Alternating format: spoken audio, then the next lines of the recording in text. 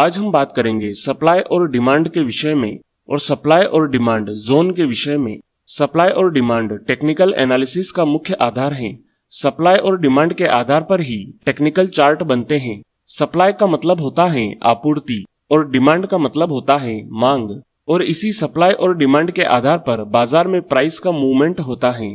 अब हम समझते हैं कि सप्लाई और डिमांड किस प्रकार से टेक्निकल एनालिसिस का आधार हैं। जब किसी वस्तु की सप्लाई कम हो और डिमांड अधिक हो तब वस्तु का भाव बढ़ता है, जिसे हम अप ट्रेंड कहते हैं। और अगर किसी वस्तु की डिमांड कम हो और सप्लाई अधिक हो तो उस वस्तु का भाव घटता है, जिसे हम डाउन ट्रेंड कहते हैं।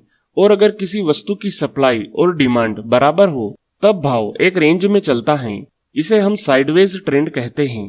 तो चलिए अब हम सप्लाई और डिमांड लेवल्स को समझ लेते हैं। पहले हम समझते हैं डिमांड लेवल को। जब प्राइस किसी पर्टिकुलर लेवल से बार बार सपोर्ट लेकर ऊपर की तरफ चला जाता है तब ऐसा माना जाता है कि इस लेवल पर सप्लाई की तुलना में डिमांड अधिक है।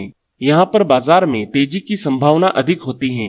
अब हम समझ लेते हैं सप्लाई लेवल को। जब प्राइस किसी एक पर्टिकुलर लेवल से बार बार रेसिस्टेंस लेकर नीचे की तरफ चला जाता है तब ऐसा माना जाता है कि इस लेवल पर डिमांड की तुलना में सप्लाई अधिक है।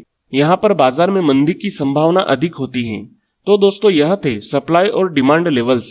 अब हम समझ लेते हैं सप्लाई और डिमांड जोन को। पहले हम समझते हैं डिमांड जोन को। जब प्राइस किसी एक पर्टिकुलर जोन से बार बार सपोर्ट लेकर ऊपर की तरफ चला जाता है तब ऐसा माना जाता है कि इस जोन में सप्लाई की तुलना में डिमांड अधिक है। यहाँ पर बाजार में तेजी की संभावना अधिक होती है।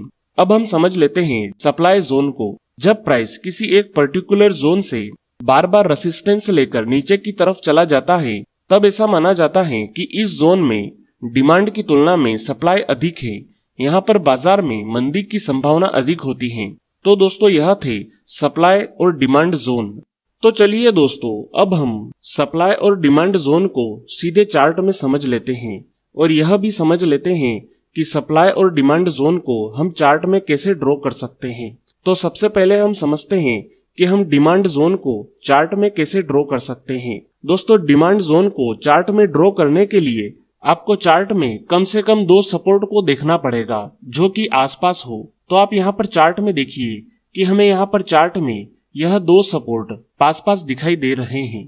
अब यहाँ पर जो पहला सपोर्ट है और इस सपोर्ट के अंदर जो कैंडल इस सपोर्ट का लो बना रही है उस पूरी कैंडल पर हमें डिमांड जोन को ड्रॉ करना पड़ेगा। मतलब कि इस कैंडल के हाई प्राइस से लो प्राइस तक हमें डिमांड जोन ड्रॉ करना पड़ेगा। तो अब मैं यहाँ पर एक डिमांड जोन ड्रॉ कर देता हूँ।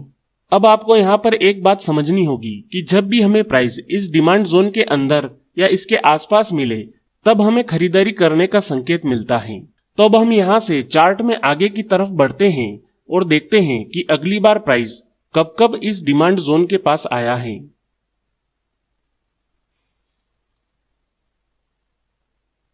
तो अब मैं यहां से इस डिमांड जोन को आगे की तरफ खींच लेता हूं। अब आप चार्ट में देख सकते हैं कि जब भी यहां पर प्राइस डिमांड जोन के अंदर आया है इसके बाद उसने अच्छी खासी तेजी बनाई है। अब आप यहां पर देख सकते हैं, जैसे कि यहां पर देख सकते हैं, इसके बाद यहां पर। अब हम यहां से और आगे की तरफ बढ़ते हैं और मैं इस डिमांड जोन को थोड़ा और आगे खींच लेता हूं। अब आप यहां पर देखिए, इसके बाद यहां पर देखिए, यहां पर जब भी प्राइस डिमांड जोन के पास आया है उसके बाद उसने अच्छी खासी तेजी दिखाई है। तो आपको यहां पर सिंपल सी बात समझनी होगी कि जब भी प्राइस डिमांड जोन के अंदर आने के बाद बाहर निकल जाए तब हमें खरीदारी करना चाहिए। जैसे कि यहां पर डिमांड जोन के अंदर प्राइस आया, इसके बाद इस कैंडल के अंदर प्राइस डिमांड जोन के बाहर निकल गया तो हमें इस वाली कैंडल में खरीदारी करना है। और जो इससे पिछली वाली कैंडल है, मतलब कि ये वाली कैंडल, तो हम इस वाली कैंडल के लो के नीचे का स्टॉप लॉस लगा सकते हैं। तो दोस्तों इस प्रकार से आप चार्ट में डिमांड जोन ड्रॉ कर सकते हैं।